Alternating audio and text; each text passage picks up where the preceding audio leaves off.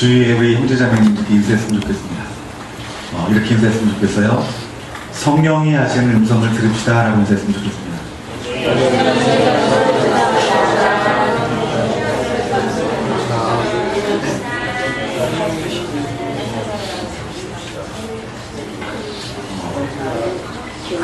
하나님의 말씀은 늘 중요하지만 오늘 전하는 말씀에 대해서 여러분들이 특별히 중요하게 이렇게 받아들였으면 좋겠습니다. 벌써부터 영적인 공격이 시작했네요. 우리 지난주에 여러분 주일 말씀 혹시 기억나십니까? 뭐에 대해서 여러분들에게 말씀 전했던 것 같아요? 누가 대답했어요? 이따 이쪽으로 잠깐 남으세요. 특별한 고기를 줄게요. 네, 아무나 부흥에 대해서 말했습니다. 진짜 부흥이 무엇인가? 부흥이 필요하기 때문에 하나님이 부흥을 주시는 것입니다. 그런데 그 부흥이 무엇이냐? 우리가 생각하는 건물이 높이 올라가지고 성도들이 많아지고 성도들이 교회를 통해서 그 세상의 자원들이 이렇게 충만하게 부어지는 것이 그것이 부흥이냐? 성경에서는 그것을 부흥이라고 말하지 않습니다. 성경에서 말하는 부흥은 하나님이 이 땅 가운데 임하는 것이 그것이 부흥이라고 말합니다. 예수 그리스도가 이 땅 가운데 임한 것이 그것이 죽었던 것들이 다시 살아나는 부흥이었고 오순절 마가의 다락방에 성령이 이 땅 가운데 임한 것이 그것이 부흥이었다는 거예요. 여러분 왜 부흥이 필요할까요? 여러분 왜 부흥이 필요할까요? 사도 바울이 순교를 당하고 나서 10여 년 정도 지난 후에 하나님 나라를 대적하는 세상과 음부의 권세들이 교회를 대적하는 때가 있었어요. 그 복음이 이방인의 땅에 증거되어지면서 그 복음 가운데 속에서 지옥의 문이 닫혀지고 수많은 영혼들이 구원함을 얻게 될 때에 세상과 음부와 권세들은 악한 영과 사탄들은 전력을 다해서 예수 그리스도를 믿는 자들을 핍박하고 교회를 대적하게 됩니다. 많은 사람들이 예수 그리스도를 믿는다는 이유로 재산을 빼앗겼어요. 그리고 많은 그리스도인들이 끌려가 채찍질당하고 결박당하고 옥에 갇히는 일이 있었습니다. 그 말씀이 히브리서 10장 32절 말씀에 보면 나타납니다. 그리스도를 믿는다는 이유로 수많은 사람들이 무자비한 죽임을 당합니다. 사도 바울이 죽임을 당한 후에 더 큰 고난이 오게 됩니다. 예를 들면 땅에 기근이 와요. 지진이 와요. 그러면 그것을 누구 탓으로 돌리냐 하면은 예수를 믿는 그리스도인 탓이라고 돌립니다. 로마라는 나라가 그리스도인들을 로마의 반역자로 불립니다. 그리스도교가 종교의, 즉 여러 종교의 적이 되어버립니다.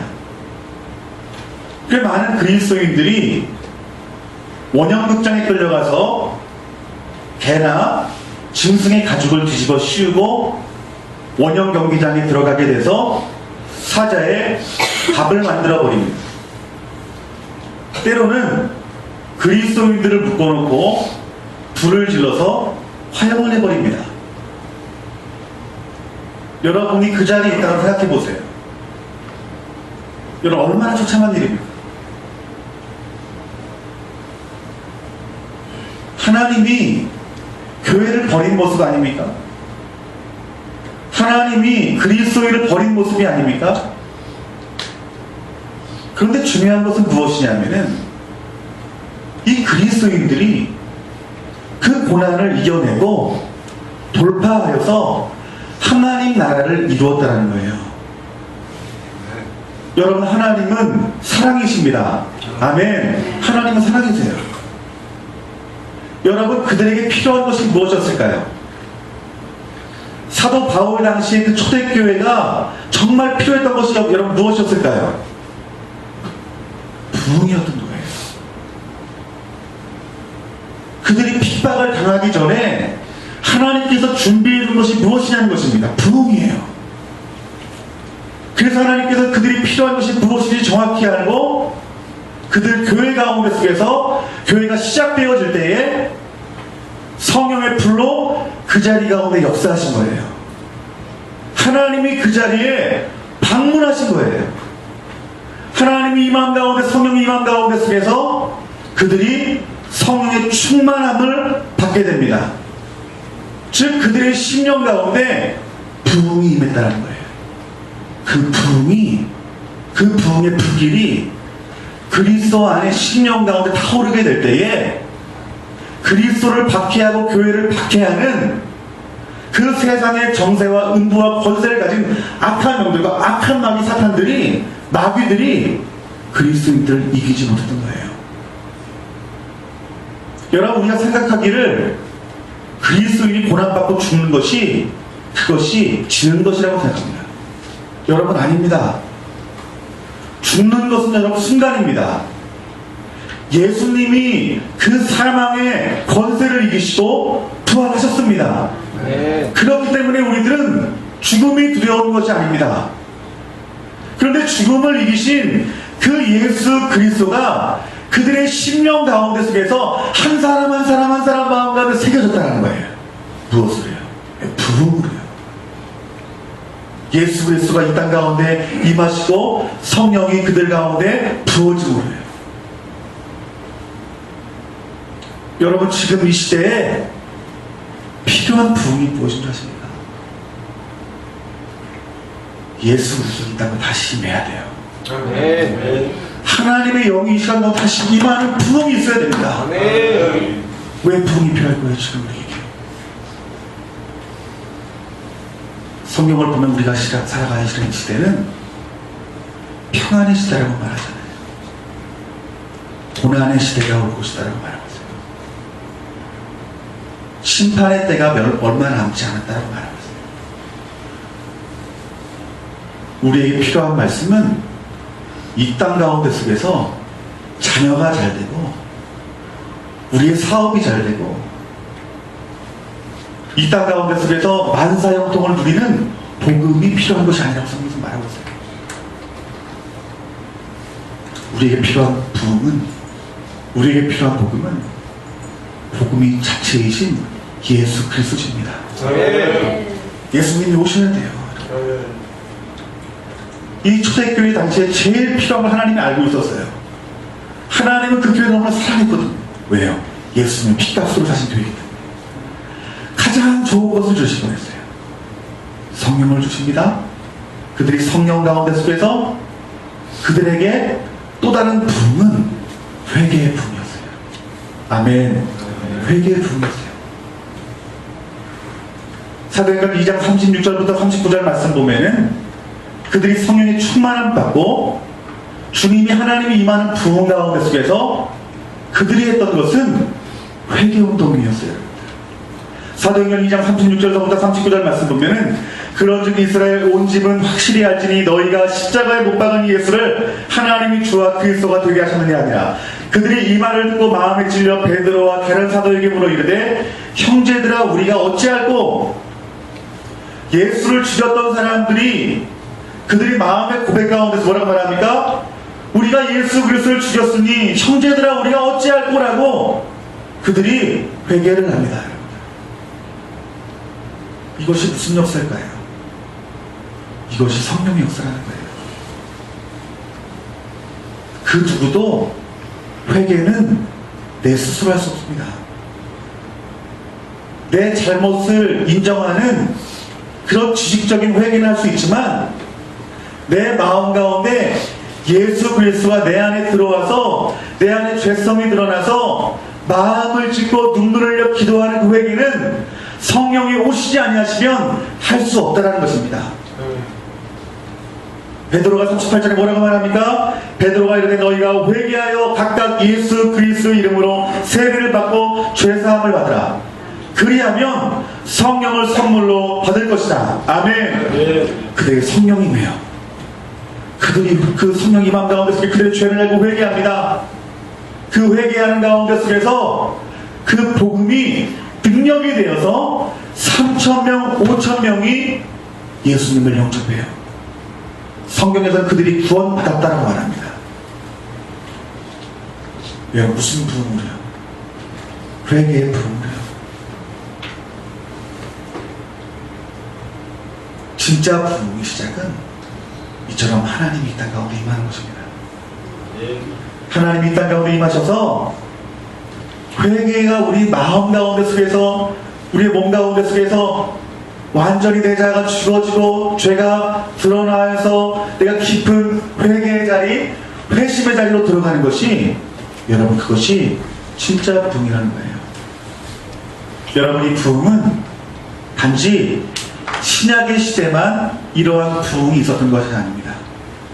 이사야 역시 하나님이 이 자리 가운데 임하여 회개의 자리로 들어가는 것이, 그것이 부흥이다라고 말하고 있어요. 한번 그 증거의 말씀 찾아볼까요? 이사야서 64장 1절 말씀입니다. 이사야서 64장 1절 말씀.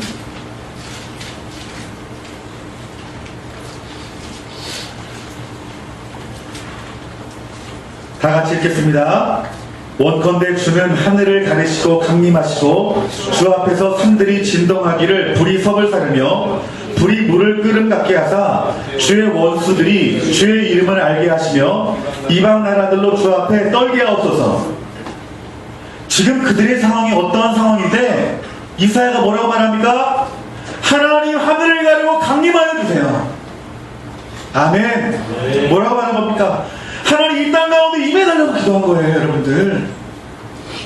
왜 하나님이 임해야 될까요? 우리 한번 이사야서 64장 6절부터 7절까지 말씀을 우리 한번 다 같이 한번 읽어봤으면 좋겠습니다. 이사야서 64장 6절부터 7절까지 다 같이 읽습니다. 다 같이 읽습니다. 무릇 우리는 다 부정한 자 같아서 우리의 의는 다 더러운 옷 같으며 우리는 다 잎사귀같이 시들므로 우리의 죄악이 바람같이 우리를 몰아가나이다. 주의 이름을 부르는 자가 없으며 스스로 분발하여 주를 붙잡는 자가 없사오니 이는 주께서 우리에게 얼굴을 숨기시며 우리의 죄악으로 말미암아 우리가 소멸되게 하셨음이니이다. 아멘. 왜 하나님께서 이 땅 가운데 하늘을 가르고 강림하셔야 되냐면은 우리는 다 부정하다라는 거예요. 우리의 의는 다 더러운 옷 같다라는 거예요. 우리는 마른 잎사귀 같다라는 거예요. 세상의 것으로는 그 어떤 희망도 없다라는 거예요. 우리의 유일한 희망은 이 범죄한 이 땅 가운데 하늘을 가르고 하나님 오는 것이, 그것이 우리 가운데 필요하다는 거예요. 하나님 이 자리에 임할 때 그들의 나라는요 부흥이 임합니다. 아멘. 어떤 부흥이요? 회개와 회심으로 인한 부흥이요. 여러분, 정말 이 대한민국 땅을 바라보면 정말 절망스럽긴 짝이 없습니다. 여러분들이 구해야 될 기도가 무엇일까요? 세상의 것으로 할 수 없다는 것을 깨달아야 되는 거예요. 여러분들이 어떻게 기도해야 될까요? 이사야와 같은 기도를 하는 거예요. 하나님, 이 대한민국 하늘을 가르고 하나님 이 땅 가운데 임하여 주시옵소서. 그러므로 말미암아 우리의 수치스러운 우리의 죄악과 주홍같이 붉은 죄악들이 회개되어짐으로 말미암아 하나님이 다시 한번 이 땅을 살려주시는 은혜가 있기를 원합니다라는 기도가 이 땅 가운데 있어요.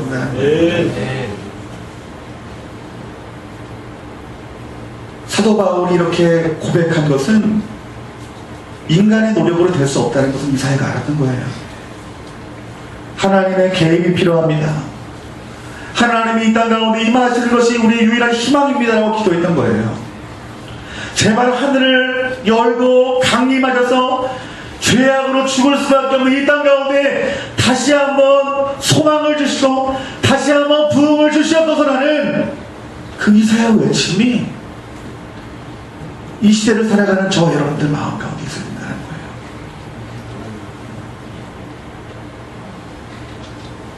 초대교회의 부흥과 이사야가 말한 이 부흥 같은 부흥입니다. 그렇다면 근세에 일어났던 부흥운동에 대해서 여러분들에게 말하고 있어요. 여러분, 많은 부흥이 있었습니다.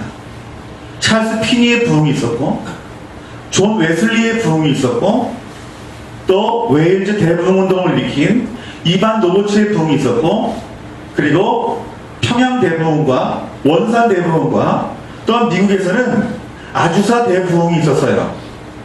그런데 그 부흥의 운동을 한 사람들의 하나 같은 외침들은 여러분 같았습니다. 그 외침이 무엇인지 아십니까? 하늘을 가리고 강림하여 회개와 회심의 역사가 이루어지게 하여 주셨소서. 그것이 이 시대의 부흥의 운동과 입에 나온 외침이었습니다. 1904년에 웨일즈 대부흥의 운동이 있었어요. 이 웨일즈 대부흥의 운동을 일으킨 사람은 아무도 주목하지 않는 탄광부 소년 이반 노보츠입니다. 여러분, 웨일즈 대부흥의 운동을 일으킨 그 이반 노보츠의 그 설교는 너무나 단순했어요. 아마 여러분들이 단순한 설교를 매주마다 들었다면 목사님 왜 이렇게 똑같은 설교만 합니까? 할 거예요. 그런데 이 이반 노보츠는 생을 다하는 날까지 그가 외치는 복음은 같았습니다. 첫 번째는 무엇이냐면은 회개하지 않는 죄가 있다라면 성령을 받을 수 없습니다라는 외침이에요. 어떤 부흥을 원했습니까? 회개의 부흥을 전한 것입니다. 두 번째 전한 말씀은 이 말씀입니다. 여러분 마음 가운데 있는 모든 의심을 제거해야 합니다. 즉 하나님 말씀을 믿지 못하는 의심들이 있다면 여러분들이 회개해야 된다는 거예요. 여러분들이 예수님을 믿으면서 이 땅에 살아갈 때 얼마나 많은 수많은 질문들이 있습니까? 그 수많은 의심의 질문들을 품지 마시고 그 수많은 의심들에 대해서 여러분들이 회개해야 된다는 것입니다. 여러분들. 세 번째는 성령이 여러분이 가지는 작은 감동 가운데 속에서 하나님 말씀하실 때 순종하는 거예요. 네 번째는요, 그리스도를 공식적으로 신하는 거예요. 여러분, 이게 얼마나 중요한 줄 아십니까? 예수님이 유일한 구세주라는 것을 여러분의 입술로 증거할 수 있다는 거예요. 지금 이 고백이 대한민국에서 공격받고 있습니다, 여러분들. 이제 예수님이 유일한 주님이다라고 말하면요, 같은 교회 안에서도 비율로 따져본다면 한 30%나 되는 교회들은 편협한 생각이라고 말해요. 다른 곳에서도 구원이 있다고 말을 해요.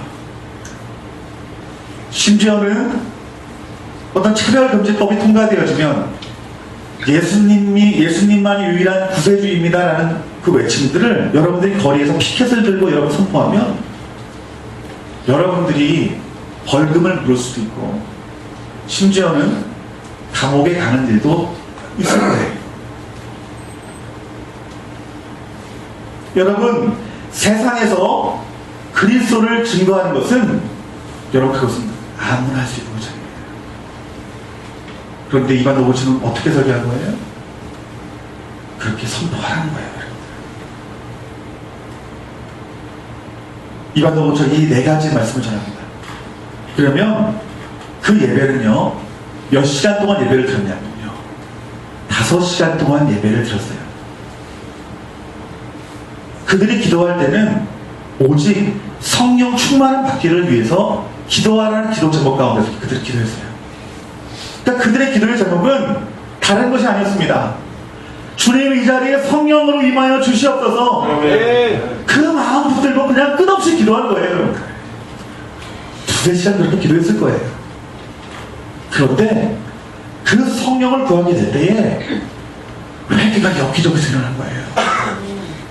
여기저기서 훌쩍훌쩍 눈물을 흘리고 마음을 찢고 통곡하며 기도하는 소리가 들려지는 거예요. 그 그날 예배를 드리는 가운데 속에서 성령님이 임재하는 거예요. 어떤 이들은 몸을 주체할 수 없어서 그 예배당과 바닥 가운데 쓰러지는 사람이 있고, 어떤 분이 이렇게 외칩니다. 하나님 오늘 그만 채워주세요. 뭘 그만 채워줘요? 그 성령 충만함을 그만 채워주라는 거예요. 내가 견디지 못하겠다는, 확 뒹구는 거예요. 어떤 사람은 하나님과 죽을 것만 같습니다라는 외침이 있는 사람이 있고, 또 어떤 이들은 주여 나를 격려해 주셔서라고 기도하는 사람이 있고, 어떤 사람은 그 자리에서 노래를 하는 사람이 있고, 주님을 찬양하는 사람이 있는 거예요. 역사가 유명한 에반스라는 사람이 그 현장을 본 거예요. 그 에반스라는 역사가 뭐라고 말했냐면은, 전래에 믿을 수 없는 일들이 지금 이 교회에서 이루어지고 있다고 그가 기록했어요. 11월 7일날 집회에 이 이반 노보츠가 말씀을 전하는데 400여 명이 조그만 교회에 팍 채운 것입니다. 그들이 다시 성령의 임재를 구하고 기도할 때 그 예배가 새벽 3시까지 이루어졌어요. 중요한 설교입니다. 졸지 마십시오. 네. 제가 이렇게 보고 있으니까 김대원 집사님이 조는 모양이구나. 김대원 집사님 안 좁니다. 민망할까봐 김대원 집사님 보는 거예요. 네. 근데 그 400명의 집회가요, 5년 만에 무려 10만 명이 구원을 받습니다. 사회에도 부흥이라는 거예요. 감옥이 텅텅 비는 거예요. 일을 시키는 노새가 주인의 말을 알아듣지 못하는 거예요. 늘 자기 자신을 학대하는 노새 주인이 욕으로 일을 시키다가 욕이 죄인 줄 알고 욕을 안 해버리니까 짐승이 말귀를 못 알아듣는 거예요. 예를 들면 이런 거겠죠. 야, 이 새끼야 빨리 타! 그러면은, 아, 야, 이 새끼가 다른 거구나 가다가 이제 내가 그 부흥으로 말미암아서 회개력이 부어지니까 욕을 할 수 없으니까 빨리 가! 이러니까 노새가 뭘 알아듣는 거예요. 그런 일이 일어나는 거예요.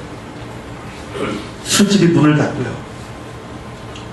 그 웨일즈의 그 부흥이 아일랜드와 스코틀랜드를 덮어버립니다.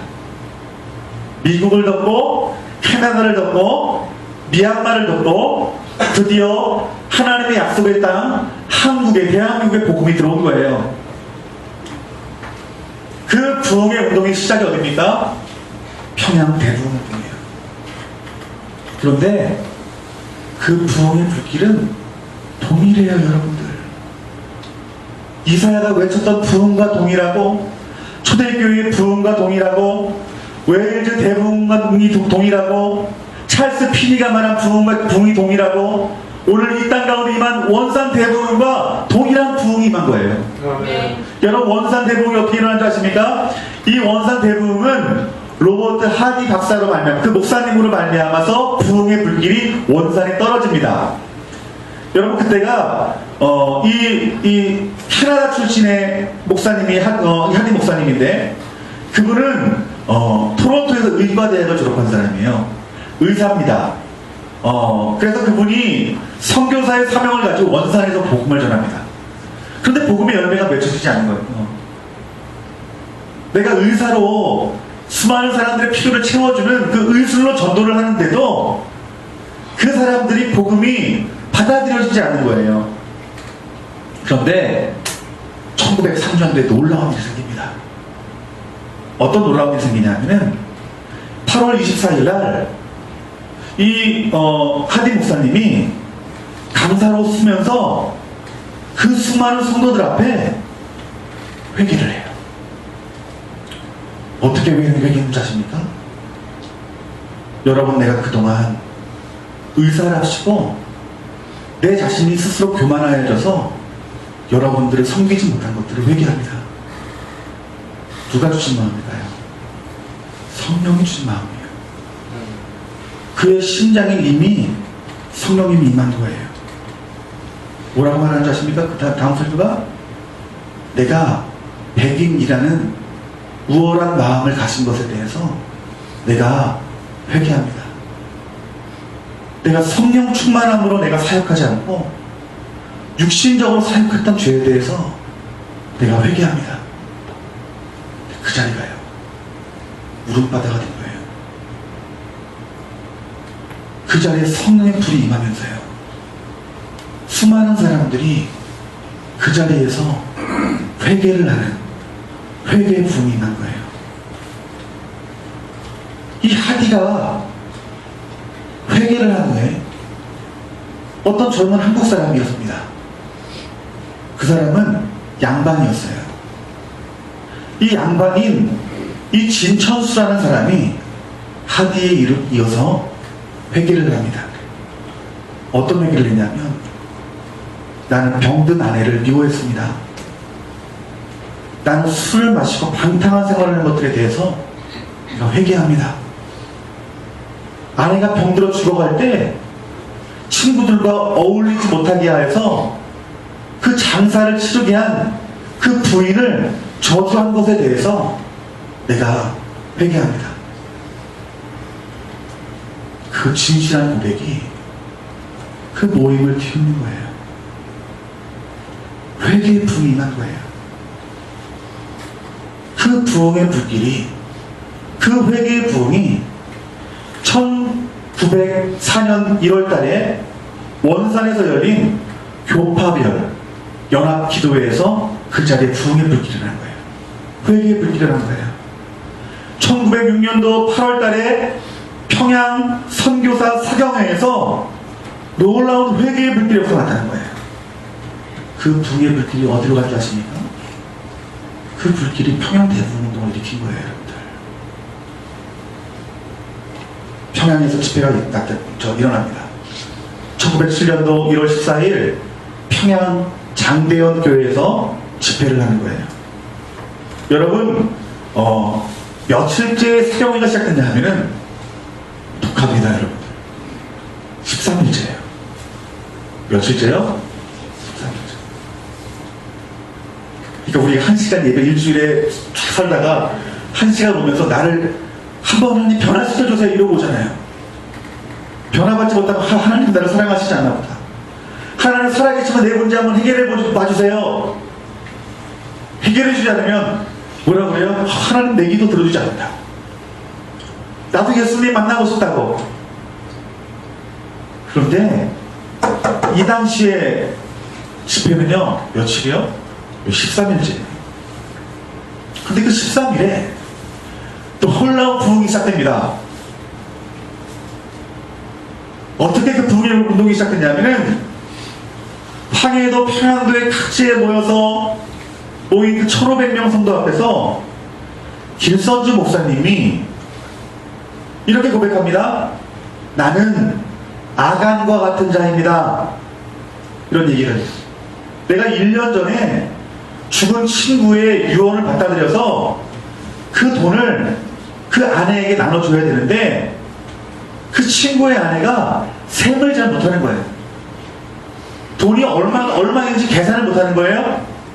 그래서 이 길선주 목사가 $100를 은근슬쩍 주머니에 놓은 것을 어떻게 한 거예요? 회개한 거예요. 그런데 그 회개가요, 회개를 했습니다. 그 회개가 그 전 교회를 덮어버린 거예요. 그 회개가 몇 시까지 이어졌냐 하면은 새벽 2시까지 회개 기도를 하는데 600명이 그 자리에 남아서 밤을 새도록 기도한 거예요. 그 기도 모임은 서로 자기 자신의 그 죄를 하나님 앞에 공개적으로 고백한 거예요. 어떤 부흥운동과 비슷합니까? 웨일즈 대부흥을 비슷하지 않습니까? 내 죄를 사람들 있는 앞에서 고백한 거예요. 그 6월까지 그 집회가 이어지면서 평양 지역에서만 몇 명이 여러분 회심한 줄 아세요? 6만 명이에요. 6만 명의 평양 시민이 회개를 하고 회심을 하고 예수님을 영접한 거예요. 그 부흥의 불길이 1909년도에 감리교회에 떨어지게 됩니다. 그래서 이 감리교회에서 100만인 구령운동이 그때 시작됐던 거예요. 1910년도에는 그 부흥의 불길이 서울에 임했습니다. 그래서 이 1910년에 서울에서 내가 그리스도인이 되기를 원합니다라고 결신의 카드를 쓴 사람이 13,000명이에요. 여러분, 이것이 부흥입니다. 그해 9월에 서울에서는요, 감리교회에서만 3,000명이나 되는 사람들이 회심을 하고 내가 그리스도인이 되겠다고 세례를 받은 거예요. 부흥은 성령님이 이 자리 가운데 임하여 회개의 불길을 일으키는 것이, 여러분, 이것이 진짜 부흥입니다. 사도행전에서 말한 부흥이 그거예요. 그 회개의 부흥이 무엇일까요? 내가 죽어지고요, 예수님이 사는 부흥인 거예요. 내가 죽어지고 예수님이 살면요, 고난이 두렵지 않은 거예요. 가난이 두렵지 않은 거예요. 세상 사람들 손가락질이 두렵지 않은 거예요. 왜요? 나는 주님으로 인하여 만족하거든요.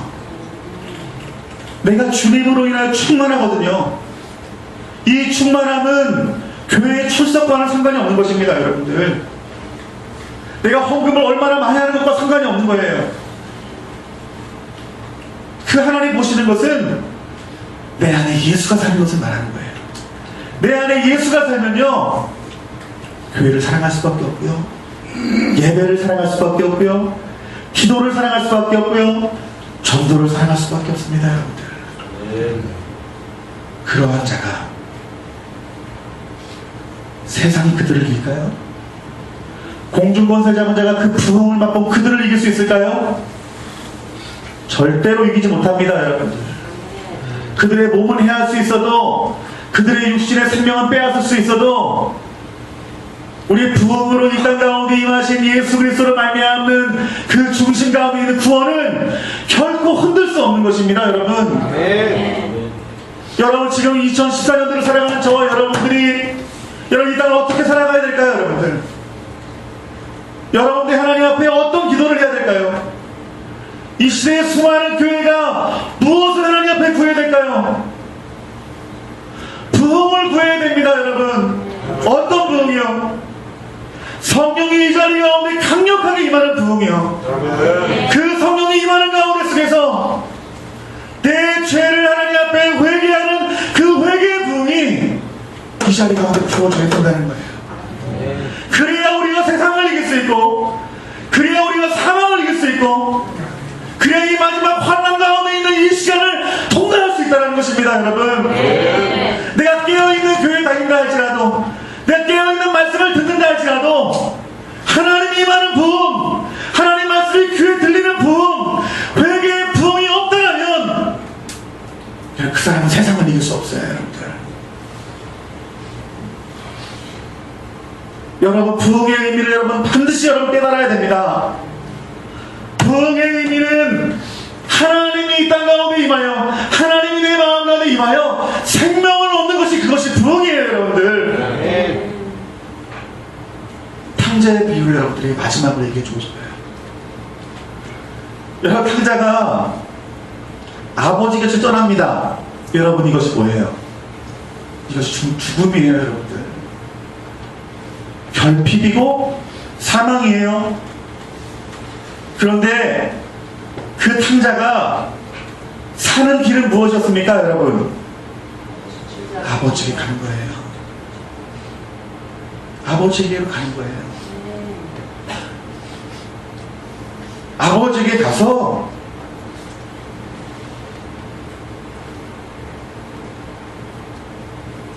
나의 그 잘못을 고백할 때 그것이 탕자가 사는 길이에요. 이 탕자가 아버지에게 갑니다. 아버지가 어떤 모습을 보입니까? 그의 목을 끌어안았다라고 성경에서 말하고 있어요. 입맞춤이다. 그것이 부흥이에요. 죽은 자가 아버지께로 가서 아버지를 만나는 것으로 부흥이고, 그것이 생명이라는 거예요. 여러분이 정말 구해야 될 것은 부흥입니다. 아멘. 이 초대교회에 이러한 부흥이 있어서요. 네로의 그 핍박을 그 카타콤에서 그렇게 죽어가며 신앙생활을 해도 예수 그리스도를 버리지 않을 거예요.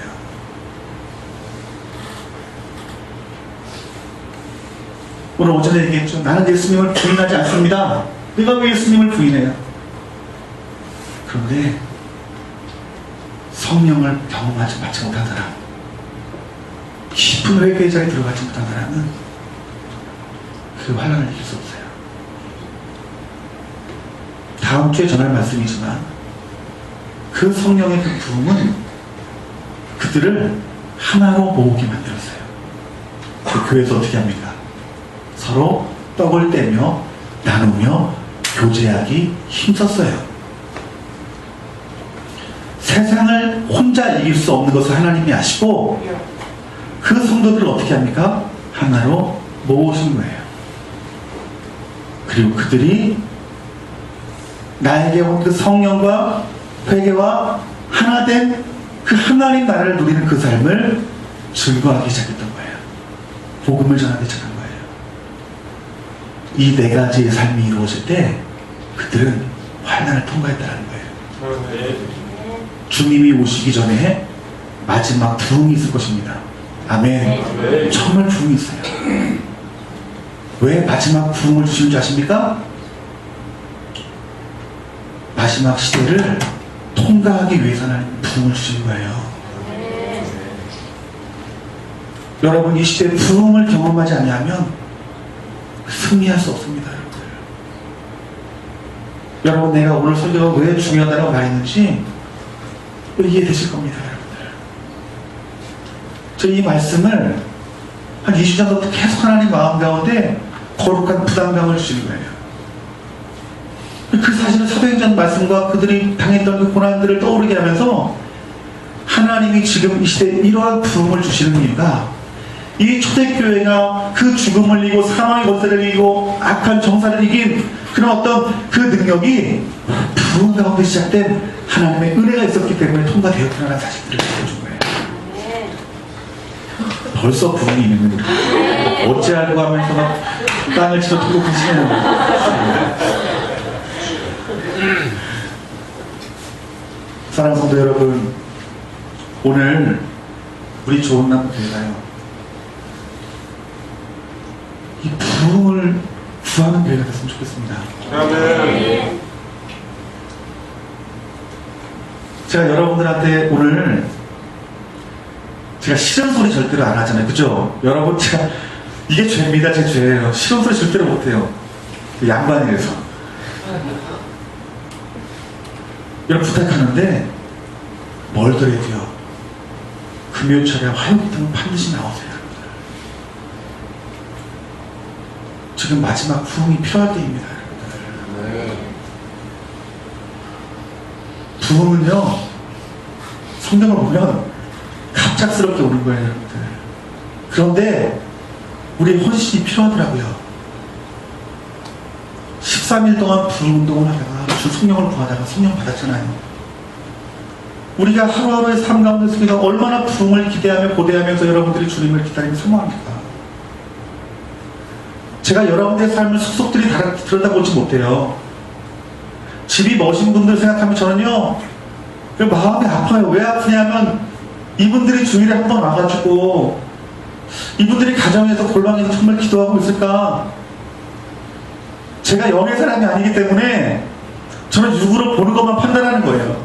그렇기 때문에 교회 매주 오시면 이분 충만하고 이건 뜨겁구나, 이렇게 생각이 들 수밖에 없으니까 그 자리에 오시지 않는 분들을 보면요, 마음이 우는 거예요. 절망하는 거예요. 막 공격합니다. 또 사꾼이라고 이렇게 기도하지 않고 성도를 기도하지 않게 하면서 주일날 성도 바글바글 해가지고 앉을 자리 없는 것이 그것이 내가 원하는 부흥이, 이런 마음을 막 주는 거예요. 물론 그 정죄하는 마음은 하나님이 주는 마음이 아니시겠죠. 여러분, 우리가 정말 매일같이 모여 우리 영혼 살리고 우리 자녀의 영혼 살리기 위해서 하나님 이 땅 가운데 임하는 부흥을 사모하며 기도하시는 저와 여러분들 되시길 주님의 이름으로 축원합니다. 성령이 이 자리 가운데 임하여 우리 좋은나무 교회를 통해서 회개의 부흥이 이 지역을 덮고 이 나라를 덮고 이 민족을 덮는 놀라운 부흥의 역사가 나타나기를 주님의 이름으로 축원합니다. 그래서 교회 안에 성도가 하나 되는 역사, 그 진리의 복음을 그들의 삶에 사는 그 모든 처소에서 또한 모든 삶의 영역에서 예수 그리스도가 우리의 유일한 주십니다라고 신하고 고백할 수 있는 놀라운 복음 전파가 이루어지기를 주님의 이름으로 축원합니다. 제가 요번에 7월달에도 애써 기도운동에서 부흥 금식기도에 제가 말씀을 전하는 시간 같습니다. 제가 전하는 말씀은 그 말씀이에요. 회개의 복음을 전하는 것이 저의 사명이기 때문에 하나님이 그 자리로 저를 보내실 줄 믿습니다. 여러분 기도해 주세요. 하나님, 우리 정현영 목사님이 그 자리 가서 회개의 복음을 전할 때 하늘을 가르고 성령이 임하여 그 자리에 온 수많은 목회자와 수많은 성도들이 살아나는 역사가 나타날 수 있도록 기도하시길 주님 이름으로 축원합니다. 우리 교회뿐만 아니라 열방 가운데 속에서 하나님 나라가 이루어지는 놀라운 역사가 나타날 수 있도록 우리 한 가지만을 바라보고 나아갔으면 좋겠어요. 목사를 바라보고 성도를 바라보면 시험 듭니다. 왜냐하면 한 사람 한 사람 다 실수투성이거든요. 저도 제 자신을 보면요, 정말 허점투성입니다. 실수투성이에요. 여러분이 솔직히 말하면 어떤 마음이 드냐면, 너는 주일날 한 번 설교하고 그걸로 너는 목회하는 것 같아라는 마음이 들 정도로 그렇게 공격을 받을 때가 있어요. 낙인 약점을 가지고 공격하잖아요. 아무것도 못하고 설교만 주일날 잘하는 목사, 그렇게만 느껴지는 거예요. 성도들이 돌려오지 않고 얼마나 앞으로 얼마나 전망 가운데 있는지 바라보지 않고, 여러분 우리가 내 자신, 형제 자매들, 목회자들을 바라고 시험당하지 말고 교회는 단순해야 됩니다. 사람을 바라보는 것이 아니라 이 땅 가운데 하나님이 임하는 그 한 가지만 바라보는 거예요. 하나님이 우리 주님 말씀 가지고 거룩한 회개의 자리에 들어가서 회심하여 거룩한 삶을 살아내는 것이, 그것이 교회의 목적이고, 우리가 서로 형제자매가 서로 사랑하는 마음을 가지고 이 땅 가운데 하나님 나라를 이루는 그 복음을 담대히 증거하는 그 삶이 우리 교회의 단순한 사역이 되어지기를 주님의 이름으로 축원합니다. 우리 시간 찬양했으면 좋겠는데요.